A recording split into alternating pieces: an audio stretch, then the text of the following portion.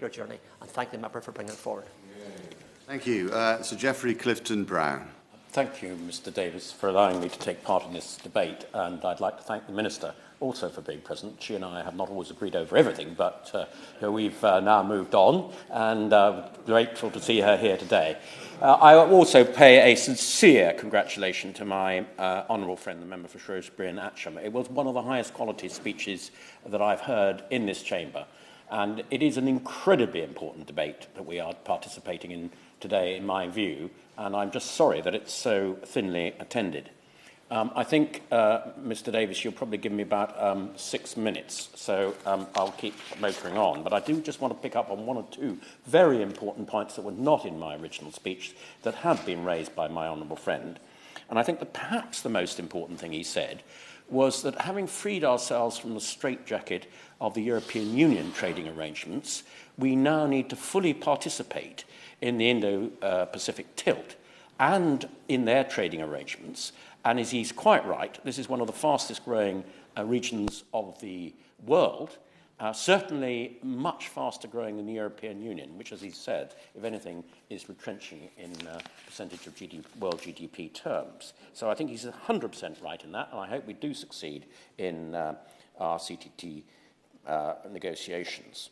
I also think he's 100% right to talk about naval bases. Actually, ironically, that's exactly what the Chinese are doing, of course. They are expanding their own naval bases, Sri Lanka and Djibouti just being two examples.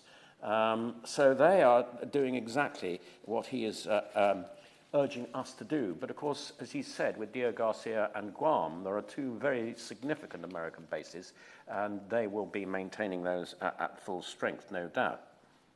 I also think he's right in saying that we should reduce our dependency on Chinese investment in this country.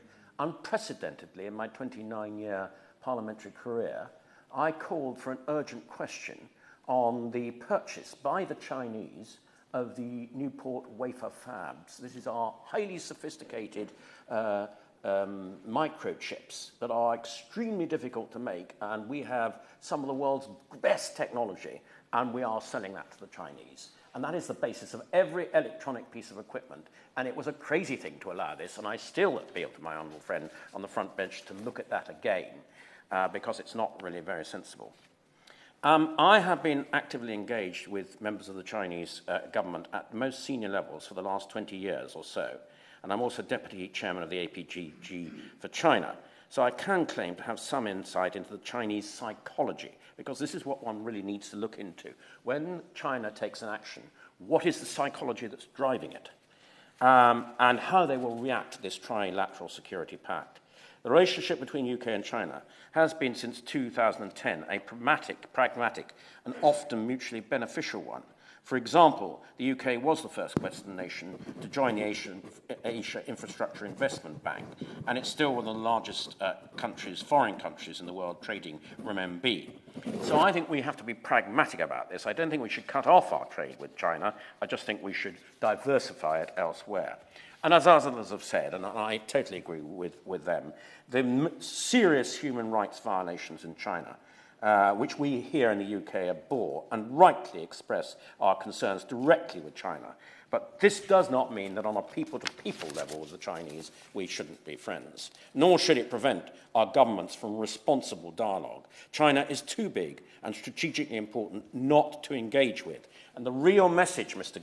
Davis, I want to leave this House today is if you stop engaging with them, you stop having any influence with them. So it absolutely is essential. We have done throughout history. We've engaged people we don't like, we don't approve of their human rights, but we still engage with them. And that's what we ought to be doing with the Chinese. The People's Republic is an extremely strategic and long-term in their thinking, as my honourable friend said, 1,000 years. When they set out to achieve something, they invariably do. And whilst they might protest about AUKUS, this is the line I'd like my honourable friend to concentrate on, publicly, privately, they will respect the fact that the West is standing up to their imperial ambitions. There is no doubt that China does want to become the dominant superpower in the world in regards to political, economic, and military influence. We must accept that, but in doing so, that does not mean we stop dealing with them. We need to find a sensible way to work with them.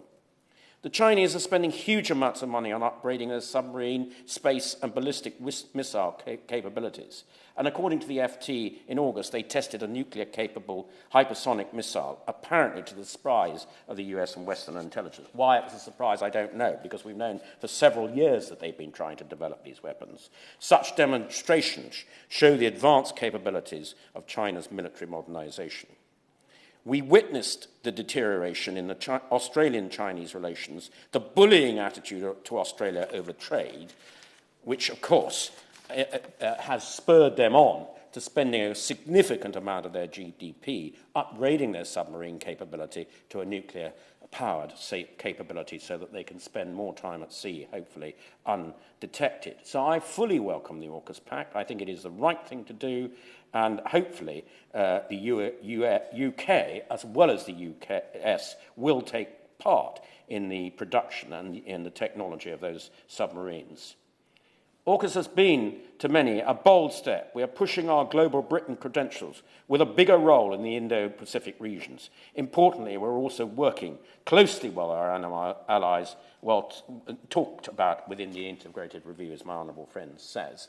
He mentioned numbers of countries in the TTP partnership. One important country he didn't mention, which I'd like to put on the record, is South Korea. South Korea we have a trading relationship with, a trading agreement with, and we have good relationships with, and of course it is one of those countries in the North China Sea that is also troubled by Chinese incursion.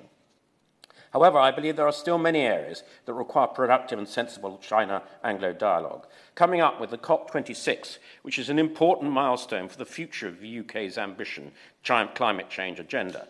The UK produces about 1.1% of the world's emissions, whereas China emits around 28% and accounts for almost two-thirds of the growth in emissions since 2000.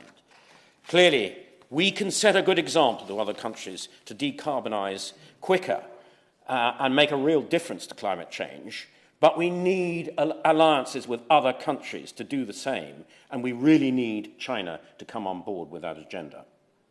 So any fallout over AUKUS will have consequences on other matters, as I've demonstrated in this issue of COP26.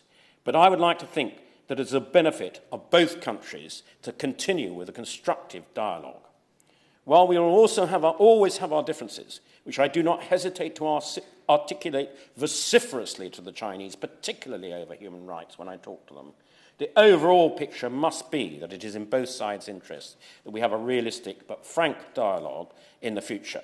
The idea of breaking off all dialogue with China, as some would advocate, is simply cutting off our nose to spite our face. Worse still, as I've already said, we will lose the chance to influence Chinese thinking in areas like climate change. Mr. Davis, this has been an important debate.